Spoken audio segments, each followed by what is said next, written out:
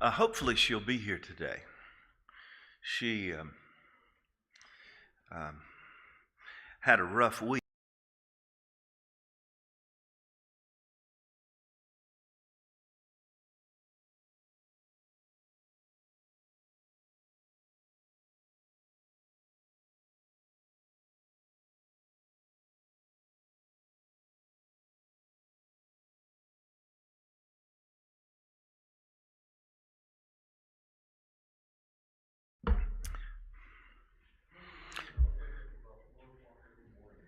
Do you really?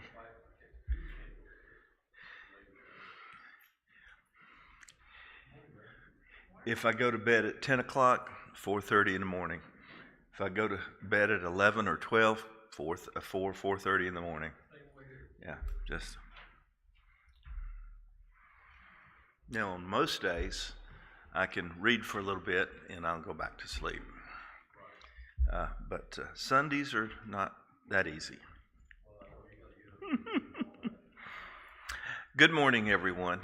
Thanks for coming to our Bible class this morning. Want to welcome those who are joining us online too. Thank you for being a part of our Bible class. We're in 1 Corinthians 7. If you want to open your Bibles there, 1 Corinthians 7. I didn't have a study sheet last week, so this study sheet counts for last week. It counts for this week. And if we should not finish, it will count for next week. But I have a feeling that maybe we can get through this. This, as we mentioned last week, starts a new chapter, or at least a new focus in Corinthians. Remember, Paul is in Ephesus, and if I'm not mistaken, this is I think this is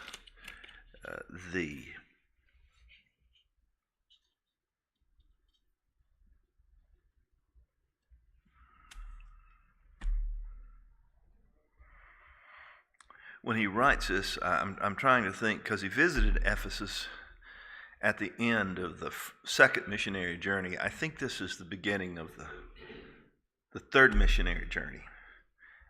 When he's in Ephesus and he writes to the Corinthians.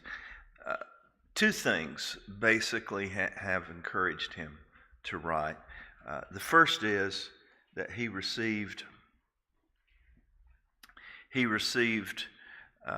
a report from the household of Chloe and some others about some problems they had at Corinth, and that pretty much took up the first 6 chapters.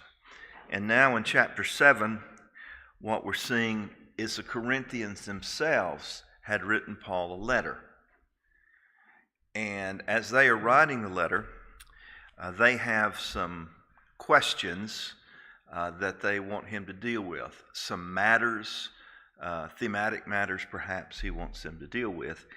And beginning chapter 7, verse 1, "Now for the matters you wrote about, it is good for man not to marry." Now that really is not what it says. It says it's good for a man not to touch a woman. We suggested that last week. That's really what the King James Version quotes. That is an idiom that means have sexual relations. So basically he's saying it's good for a man not to have sexual relations with a woman. And the question is whether Paul is saying this, or if this is one of the matters the Corinthians wrote about. Obviously, sex is good. That has really been a part of Jewish theology throughout the Old Testament. If you look at Genesis chapters 1, 2, and 3, God created men and women to be sexual beings, and he says it's very good. He says, "Therefore shall a man leave father and mother and cling to his wife, and they, being two, shall become one flesh." So God intended the one flesh relationship for marriage. He intended marriage to be a good thing. However, Paul is a bachelor.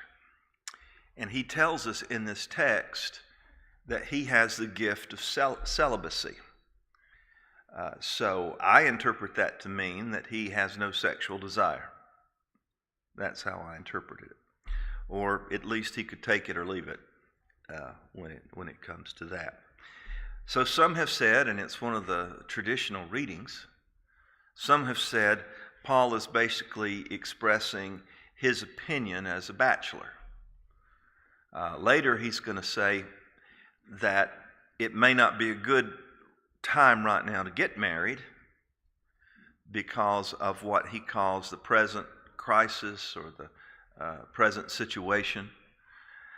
And he extols some of the virtues of being single. So at least that thought for him is something that's true for him. It's good for a man not to touch a woman, certainly in regard to his current situation and his perspective. But more and more, as people have looked at this, it sounds very much like this is it's coming from the Corinthians. Now for the matters which you wrote about,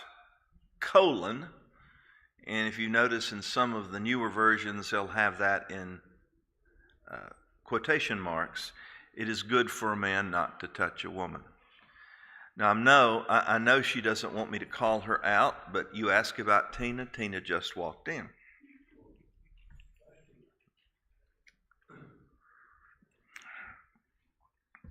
So that's very good. So when we look at that, we have to put together the situation. Why is it that the Corinthians are saying something like that? It's good for a man not to touch a woman, or it's good for a man not to have sexual relations. Last week I spun a theory for you that was put forth by Gordon Fee in his commentary on 1 Corinthians, that there were a certain group of women at Corinth that thought they had reached the point where they were super Christians, they were super spiritual, and as a result, they did not want to defile themselves or make themselves impure through sexual relations. And some think that maybe that's what Paul is reacting to. But if that's the case, then the saying would be it's good for a woman to not touch a man. That's true. And the Fee would say in regard to that is it is spoken of in terms of men just because it's from a male perspective. It's good for a man not to touch a woman. But you are right.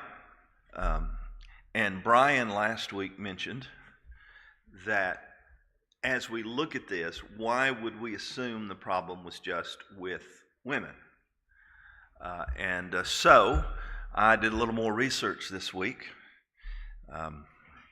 I went to Rick Oster's commentary on 1 Corinthians, and it was written after Fee, and he disagreed with Fee's assessment that it was this group of eschatological women, as Fee called it, who had grown to that point. I guess it was Oster that says he believes that because there was so much immorality in this area as well as just within this culture, that there were also groups of people who became, I guess the words would be ascetics. Who is an ascetic? What is asceticism? Pardon? Someone who denies all pleasure. And it could be for a number of reasons. It could be for theological reasons. It could be they believe that pleasure itself may be wrong. It could be that, as we mentioned, it's because they were a group that had thought they reached some spiritual point at which they thought they had, it was something that would be demeaning to them or beneath them to engage in sexual relations.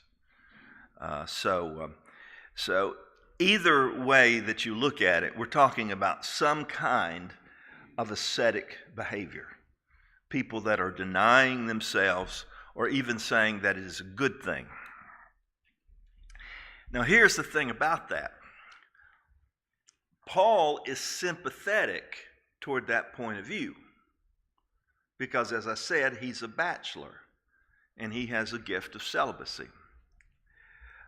He also knows about trouble that may be on its way and that it may not be the best time in the world to marry or to have children if considering what's going on. But Paul, while he may be sympathetic toward that position somewhat, Paul does not think that this is the case for the same reasons the Corinthians do. For example, is there anything innately morally better about being married or unmarried? Well, is there anything morally better about being married or unmarried? Well, if you can't control yourself, you better be married. Okay. And that's something that Paul says. But just because you say that, you're going to be a bachelor for here on out, that doesn't mean that you're morally better than the person who says, no, I want to mate, I want to be able to have a relationship. I want to be married. So there's nothing inherently or morally better between one or the other. So Paul would say that this idea of being an ascetic or asceticism is misplaced. You don't get to the point where you're a super Christian where things of the world don't matter to you anymore. Things of the flesh don't matter to you anymore.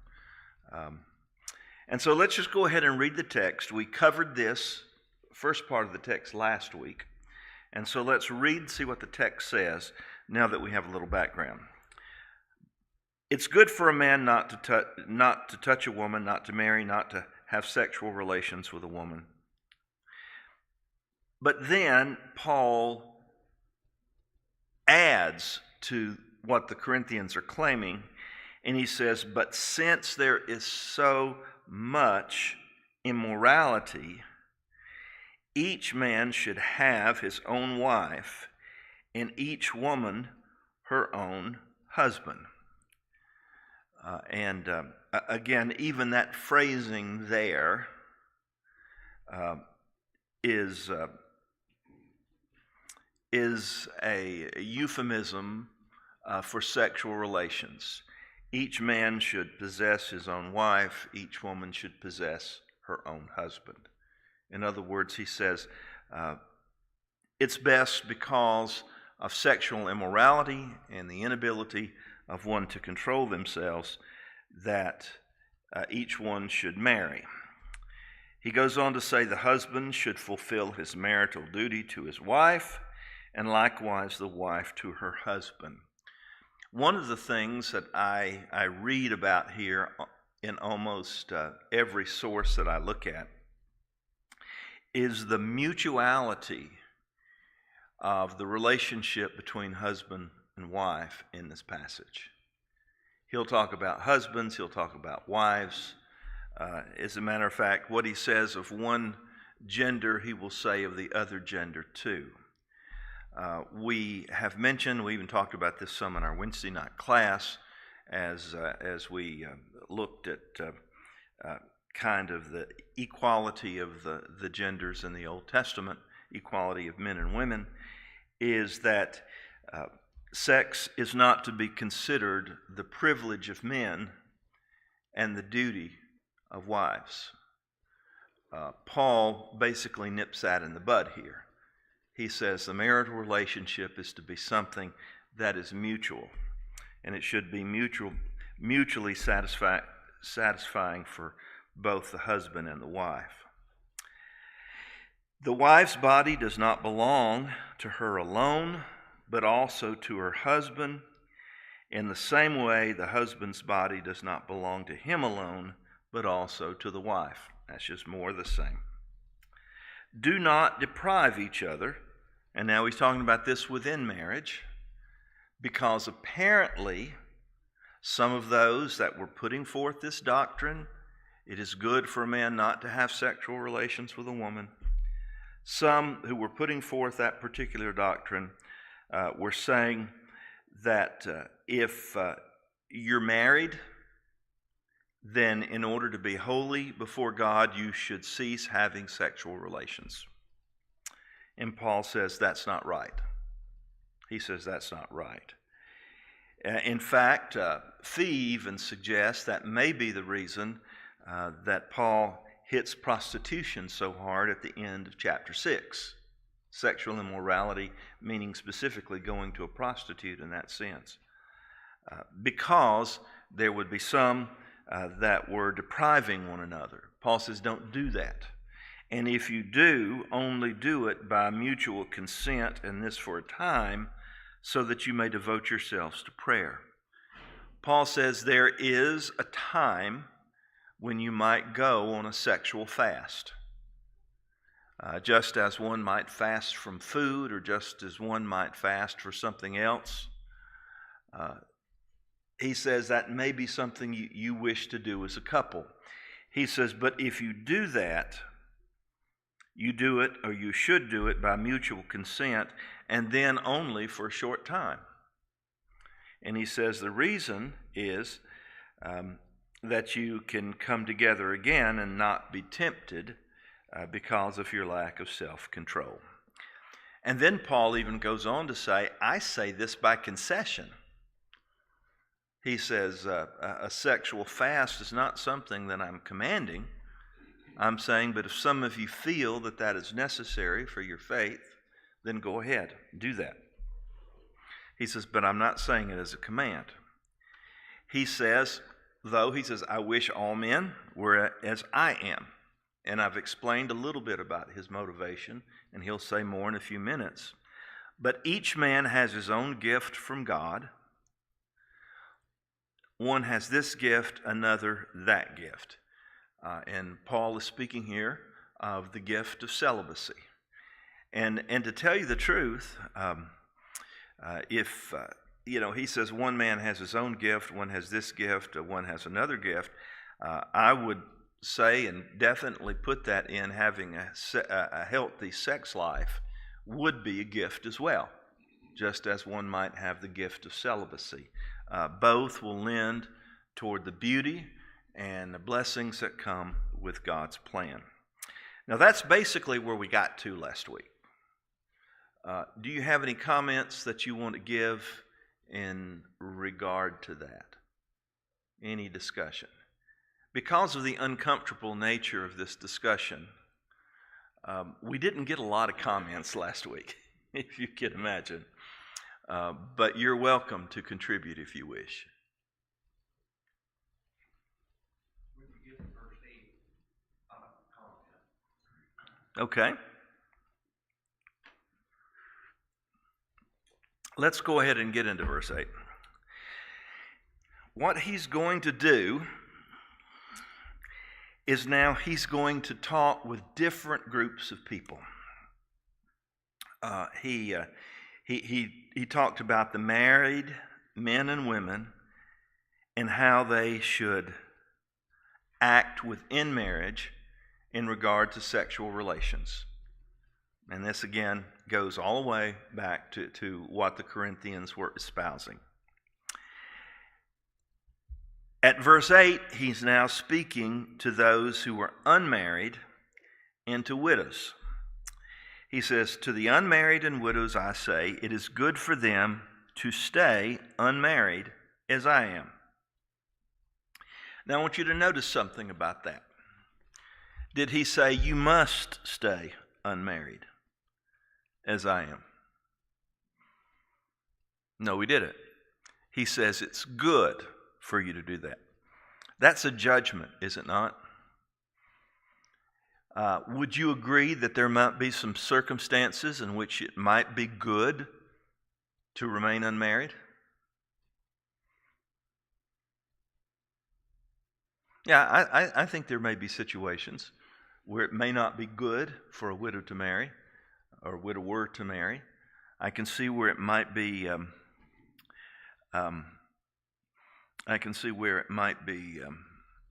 Good for someone who is unmarried. Fee, looking at this, he thought by unmarried, since he is later going to talk about the unmarried later down in the text, that this the unmarried being spoken of are widows and widowers, not someone that was never married.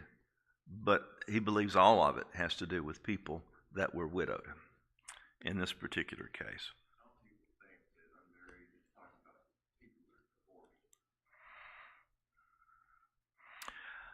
He's going to talk about that in a moment. But he says here he makes more of an opinion of it. He says it's good for them to stay unmarried, even as I am. So he's probably talking. I think he's talking about widows and widowers in this particular paragraph. But he goes on to say, but if they cannot control themselves, they should not marry, for it's better to marry than to burn with passion. So the idea is Paul is very practical in what he's saying here. He says and he will get into his reasoning as we progress, but he says it's good for them to stay unmarried at the time being, for the time being. Anyone else have something you want to say about that? Yes.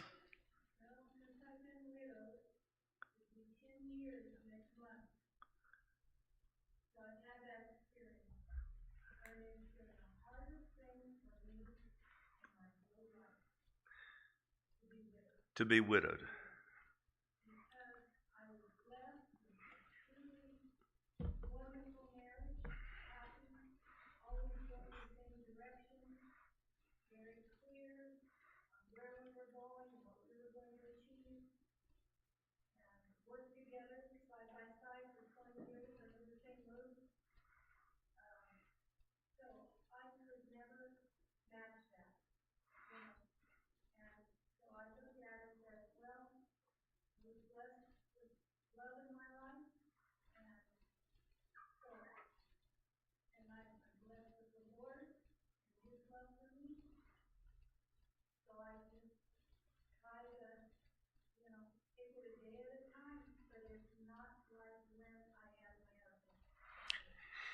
Jerry says that she was married for 20 years.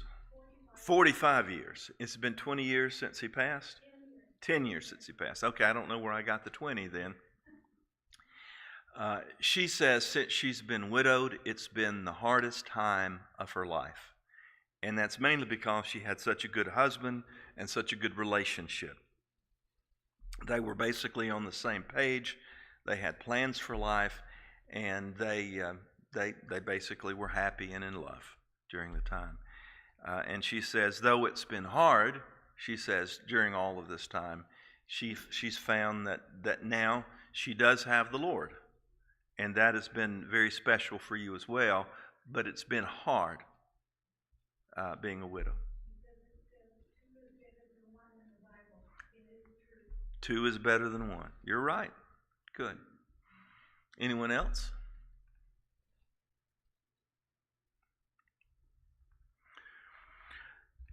Verse 10.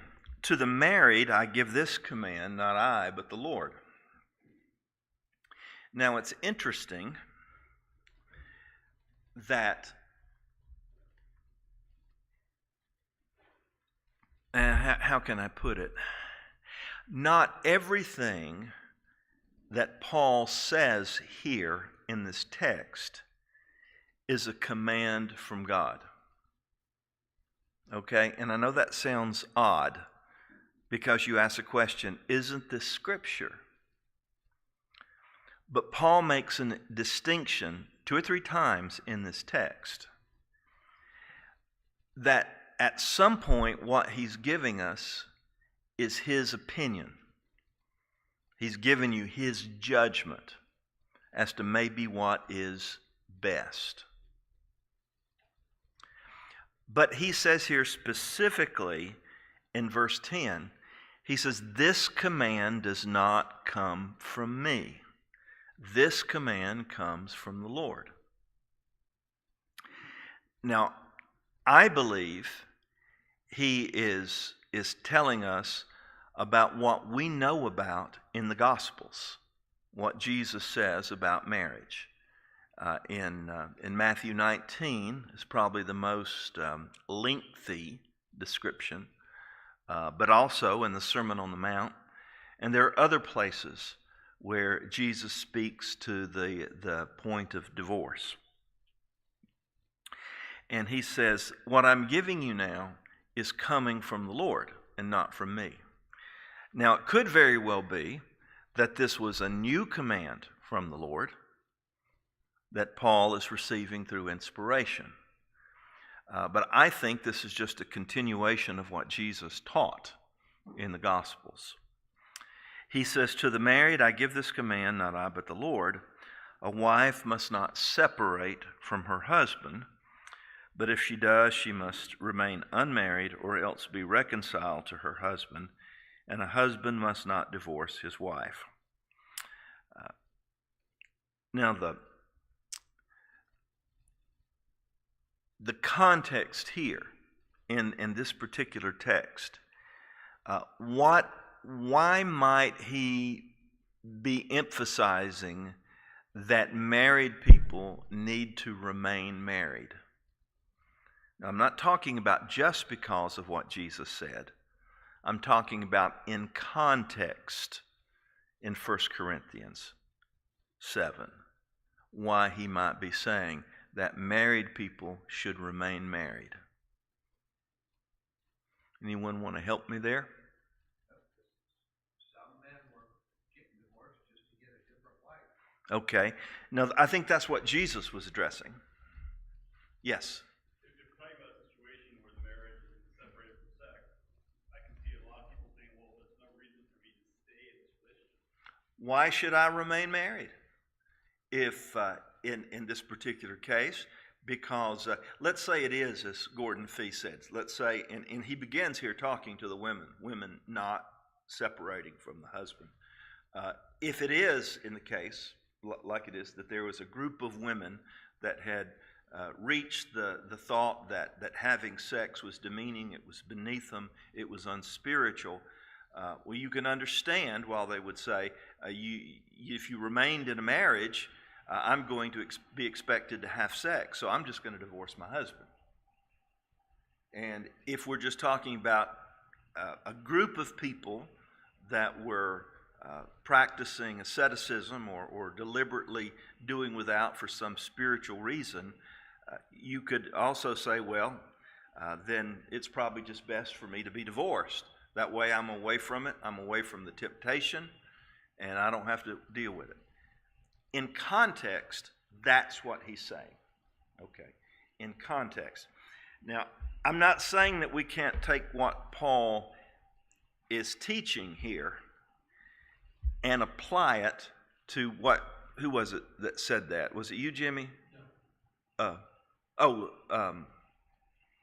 I'm not saying that's necessarily what he was saying, is that what Jesus says doesn't matter, or because you shouldn't divorce your spouse for another. In this particular case, he's saying you just shouldn't divorce your spouse because you don't want to be married anymore, is what he's saying. In this context is what he's saying. And he says, and this command isn't coming from me. This command is coming from the Lord, who basically said that marriage is to be a permanent relationship, one man for one woman for life. And in Matthew 19, Jesus quotes Genesis to that particular effect. He accuses the Jews of taking the Mosaical allowance for divorce and turning it into a serialized adultery, basically, where if you found something at fault in your wife, or you just wanted another woman, then it's tantamount to serialized adultery, to divorce, remarry, and such as that. Any comments on that? He says, for the Christian, yes, sir. Seems to me like in the early church like that, and still today, you're going to have married couples where one becomes a believer and one doesn't. I think you might also be referring to the fact that if your spouse does not become a believer, that's no reason to separate. And that's true, and he's going to say that explicitly, I think, into, in the very next section. Sorry. Nope, that's fine. No, you're exactly right. That would also, you see, people would think, all right, as a Christian, here I am. I believe now that as a Christian, I should not engage in sexual relations. Best thing for me to do is to divorce my husband. And then someone brings up, you can't do that. Lord says you can't do that. And they say, well, he's not a believer. And therefore, that gives me a good excuse to divorce him, since he's not a believer. And Paul says, no. Let's read on, verse 12. To the rest, I say this. What do you mean by the rest? Well, he's talked to married people. He's talked to widowed people, and the rest. And all of those are presuming that they're Christians. And now he's talking about mixed marriages. To the rest, I say this. To the rest, I say this. I, not the Lord. You notice how he makes that distinction. This didn't come from the lips of Jesus. If any brother has a wife who is not a believer and she is willing to live with him, he must not divorce her. So if a believer is married to an unbeliever and she's willing to live with him, he should not divorce her. And if a woman has a husband who is not a believer and he is willing to live with her, she must not divorce him. And so that situation there, you can't use that as an excuse because you think somehow you're a super Christian now. You have transcended the need for these earthly relationships. He goes on to say in verse 14, for the believing husband has been sanctified through the wife. You see, what does the word sanctified mean?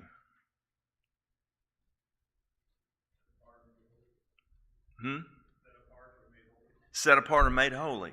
So he's basically been made holy. Doesn't mean that he's been saved, but he goes on to say that this could lead him to be saved.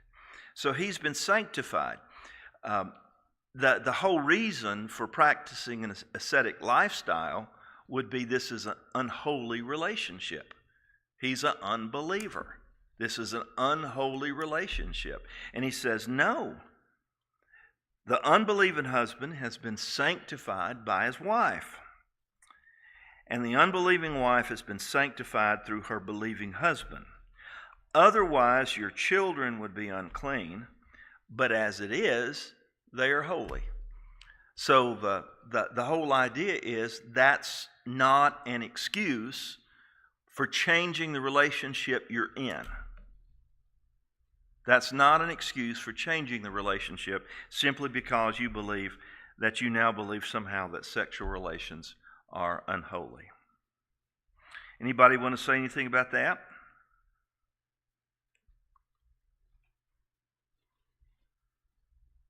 Yes.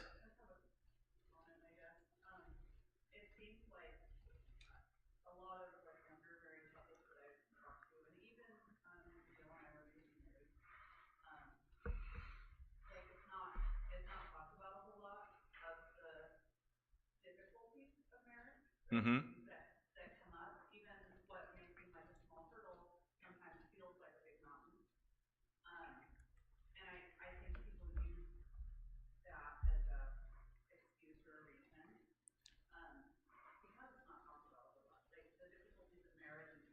Mm-hmm.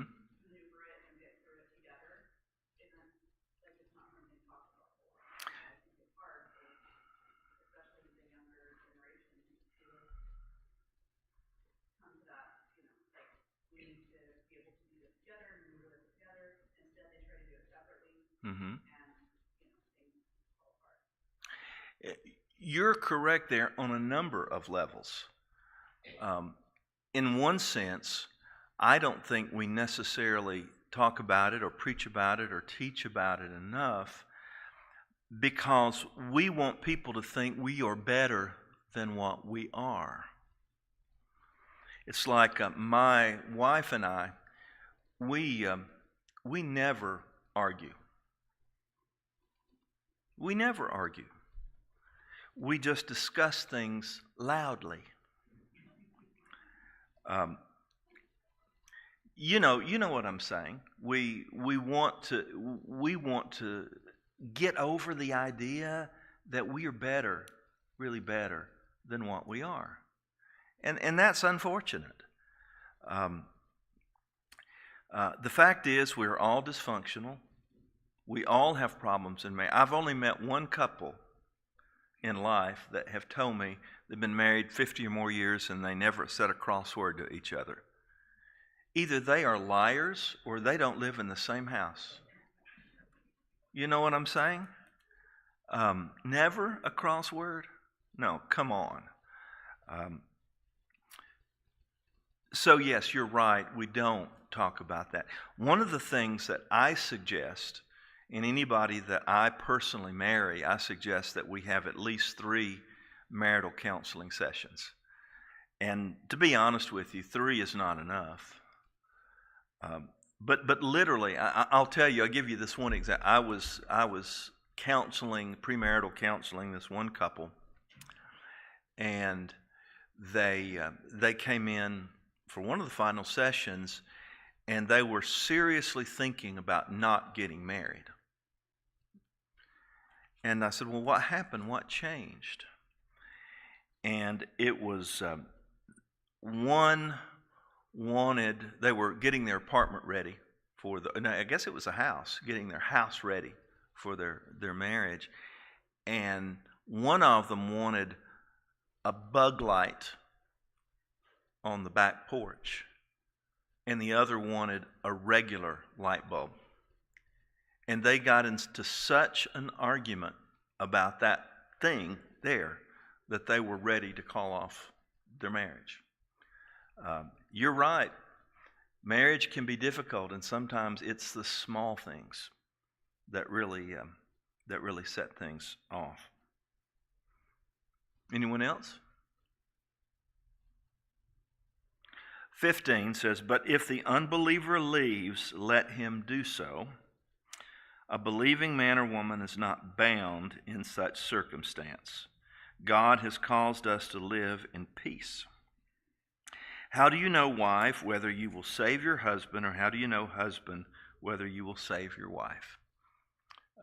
If a Christian is married to a non-Christian, there's always a chance that can happen, that you can save them through your behavior. Let me ask you this question. What do you think he means by a believing man or woman is not bound in such circumstances? Go ahead, Brian. If I'm married to someone that's non-believing and they say they don't want to be with me now because I become a Christian, Mm-hmm. they leave, I think I'm free to remarry again, or Free to remarry again, or let the unbeliever do what they need to do. And that's how it has generally been interpreted here, that if you're married to an unbeliever and the unbeliever chooses to leave, then you're free to remarry. But he would emphasize, though, for Christians, we need to look at marriage as a permanent bond. That when we marry for life. Is what he's saying here. Anything else? Yes.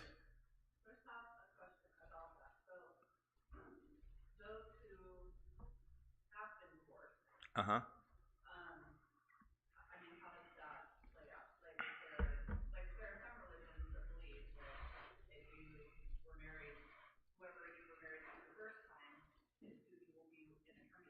Mm-hmm.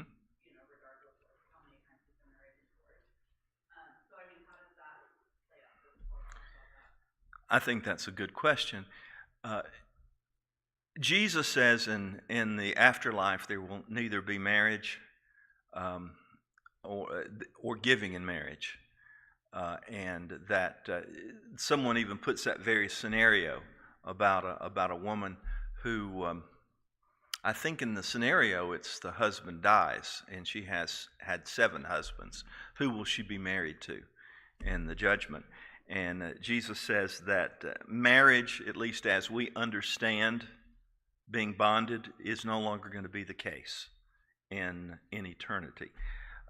However, I think it's a legitimate question because in life, and it has been a traditional teaching within the churches of Christ, that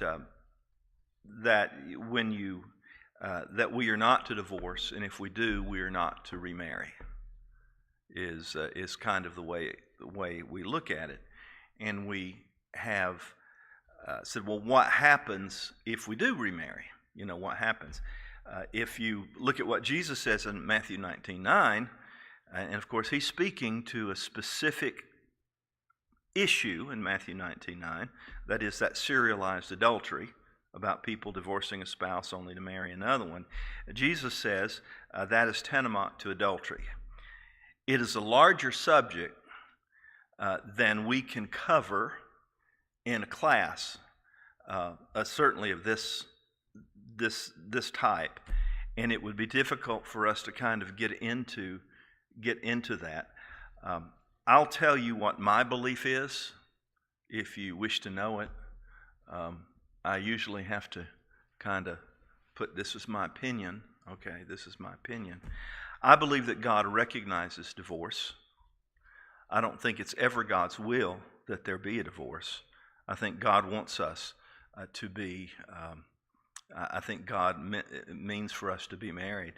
In the Old Testament, the whole reason for the marriage of divorcement, the writ of divorcement, was so that the woman would be free to remarry. That's the whole reason for the writ of divorce, is because what would happen to a woman if she was unmarried? Or she would be destitute. That was the idea. So the whole purpose of the Old Testament teaching was a protection for women. So I think God recognizes divorce. I don't think it's ever His will. I don't think any divorce occurs without sin. And I think we need to understand that. And sometime, maybe this would be good for us to have on one of our in-depth Wednesday night classes, for us to go into the subject of marriage, divorce, and remarriage and just look at it. And that way we could look at various ideas and opinions about it. But that's kind of where I stand, also because of something else Paul says in this chapter. Go ahead. I agree with that point. But what I wanted to say was some churches believe that if you divorce your wife and marry someone else, you're still married to that first woman. And you got to go back, you got to leave your second wife, go back to your first. But if you look at the woman at the well that Jesus was talking to, he said you had 4 husbands. So each one of the ones she married was a husband. It wasn't like the first one was her husband, the rest of them weren't. Well, understand, there is continuity between the Old Testament and the New Testament. As a matter of fact, we just need to take the idea of Old Testament out of our vocabulary, okay? When the Hebrew writer talks about that, he's not using it the way we talk about the Hebrew Bible. There is continuity between the Hebrew Bible and what Jesus taught and what the apostles taught, especially on moral matters. And you can go back on every one of those moral matters and you can see that that's the case. There is continuity throughout. In the Old Testament, it says if a man divorces his wife and then she remarries someone else, and later he changes his mind and wants his old wife back, do you know what God calls that? An abomination. He says that that's not right. And yet that's the very thing that we have sometimes instructed people to do. So, I'm not saying it's a simple issue, but I am saying it is a nuanced issue. Yes, sir, Brian. Henry VIII had a bit easier answer for that. Do you know? We'll get. Did you know that in our fellowship, Churches of Christ, there was a preacher who had his wife killed because he felt that he could get forgiveness for murder, but not. No. Was it the other way? Was it the other way? It was the other way, wasn't it, Tina? It was a wife that had her husband killed because she thought it would be easier to get forgiveness for murder than for divorce. Go ahead. In all this discussion, I think we have to not lose sight of the fact that Jesus Christ died on the cross. Sins are forgiven, washed away. That's right. Past is gone. One of the things Paul says in this text, and our time is gone, and we'll just resume here when we come back next week. So, same study sheet. One of the things Paul says here is you need to stay in the same state you were when you came to Christ. That's his advice here. Stay in the state you were in. If you were married, stay married. He said if you're single, in this case, this was his opinion, but he says you should stay single. But the whole idea is, however you are when you come to Christ, you need to remain in that state. And I think that would probably apply to those who have been divorced and remarried as well. All right. Thank you for your time.